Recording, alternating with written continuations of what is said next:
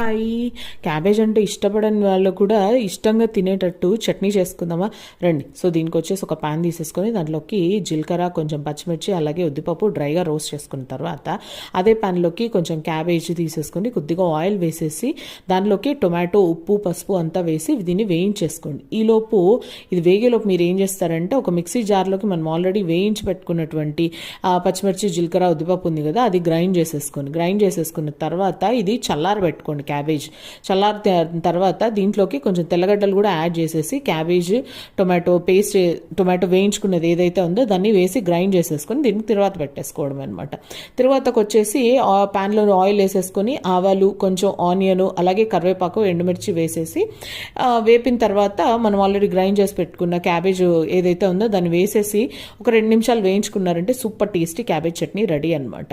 నచ్చితే కనుక లైక్ చేసి ప్లీజ్ ఛానల్ని సబ్స్క్రైబ్ చేసుకోండి. Thank you.